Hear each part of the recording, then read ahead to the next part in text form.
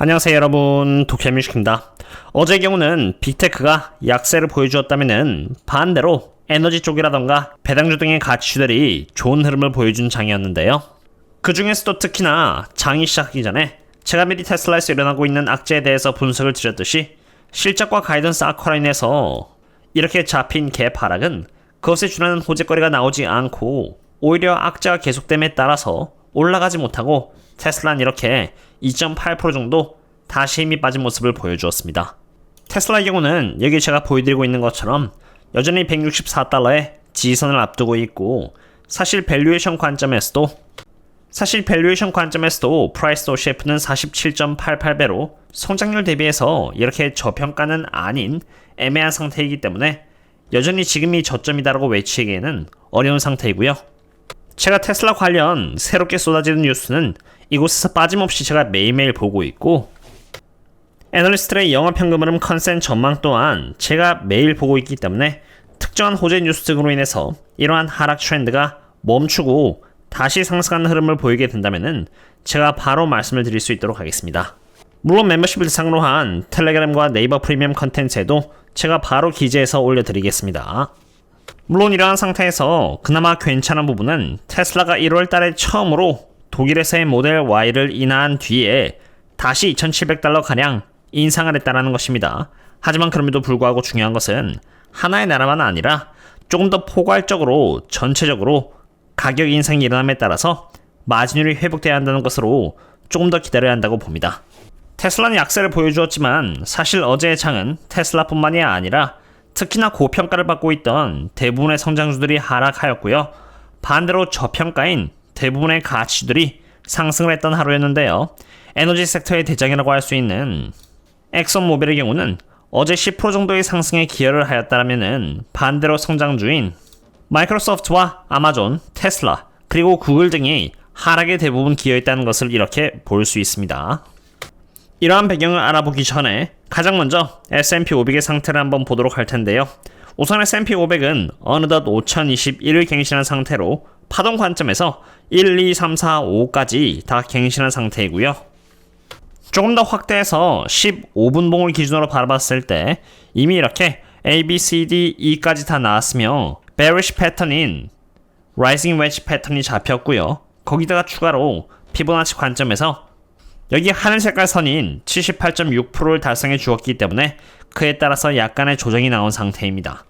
지금 S&P 500 대목에서 정말 중요한 것은 CPI의 결과치입니다. 이미 CPI 결과를 앞두고 기술적 관점에서 많은 지표들이 셋업이 된 상태인데요.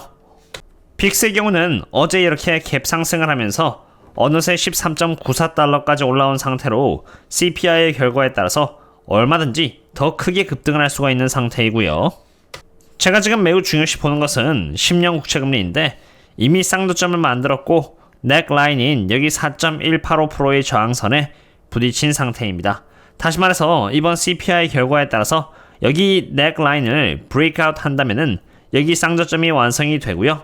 그렇게 되면은 4% 중반까지도 쉽게 올라갈 수 있는 재료가 된다는 것입니다. 그리고 10년 국채금리가 이렇게 올라가면은 이러한 상관관계에 따라서 당연히 반대로 S&P 500 또는 나스닥은 하방을 받게 되므로 오늘의 CPI 지표는 중요한 참고사항이 되겠습니다. 다시 말씀드리지만 저도 어떤 결과가 나올지는 모릅니다. 그저 CPI의 지표를 대상으로 잡힌 여러가지 선행지표와 CPI의 상관관계를 여기 네이버 프리미엄 컨텐츠인 멤버십 분들 상으로 이렇게 분석을 드렸고요. 추가로 CPI에 앞서 CPI 인플레이션 스왑 커브의 세력들은 몇 프로의 CPI를 선반영하고 있는지에 대해서도 이 안에 분석을 드렸는데 인플레이션 스왑 커브 쪽은 지금까지 많이 맞춰왔기 때문에 이번에도 맞출지 말지는 모르지만 적어도 확률적으로 인플레이션 스왑 커브는 몇 프로의 CPI를 가리키고 있다 정도를 분석드렸습니다.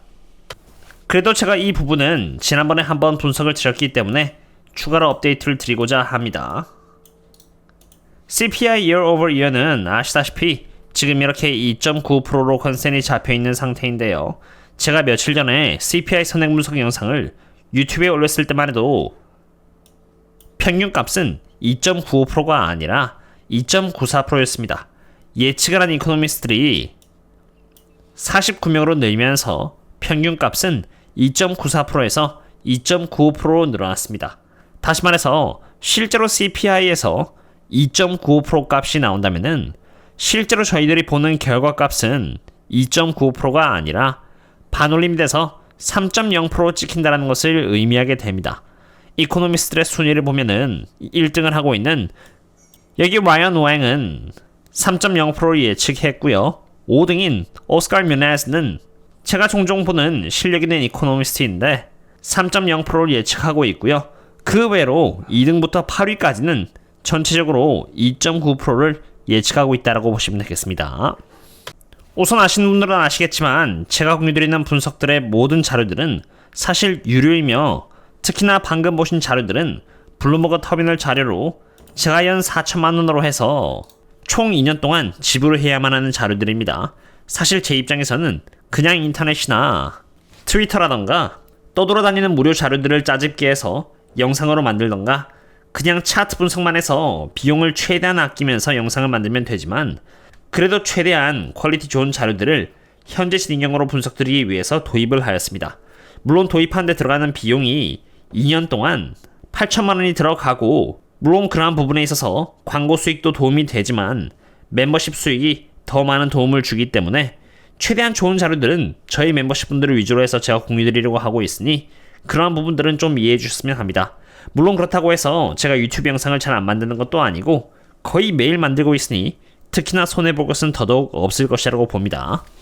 그래도 최대한 유료 구독자분들께 더 많은 특혜를 드리기 위해서 우량주이면서도 저평가이고 CEO의 내부자 비중이 커지고 있다던가 차트라던가 실적 관점에서 턴어라운드 조짐이 있는 기업들을 위주로 해서 분석을 드리고 계속 업데이트를 드리고 있는데요.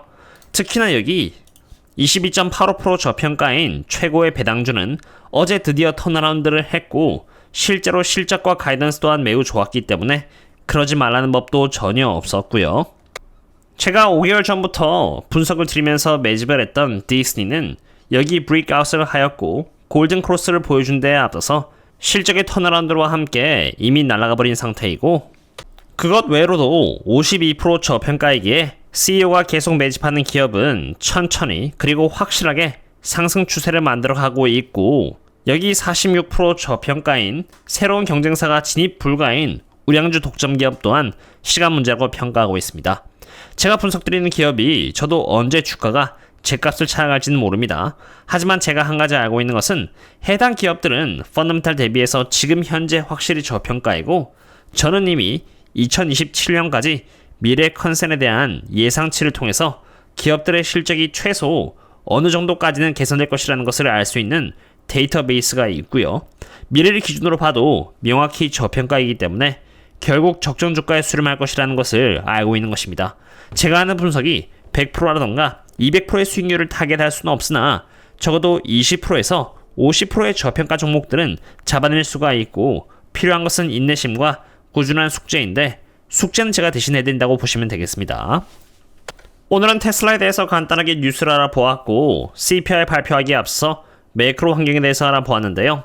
빅스는 지금 오르기 시작했고 국채금리는 브레이크아웃 하기 직전이며 마찬가지로 이렇게 달러 또한 브레이크아웃 하기 직전인 만큼 CPI 결과가 매우 중요하고 그 결과가 발표된 이후에 또 여러가지 보조 지표들을 참고해서 분석들을 업데이트 드리고자 합니다. 참고로 모든 구독자분들을 상으로 최대한 서포트를 해드리기 위해서 카페를 만들었는데요. 카페에서는 제가 분석드리는 모든 기술적 차트 분석들을 이곳에다가 업데이트 드리고 있고 여기 이렇게 증시 일정은 물론 요청해주시는 한국 주식을 대상으로는 제가 무료로 업데이트를 해드리고 있는 상태이니 실질적으로 도움이 될 것이라고 봅니다. 오늘의 분석은 이 정도로 하도록 하겠고요. 그럼 다음에 또 만나요. See you later.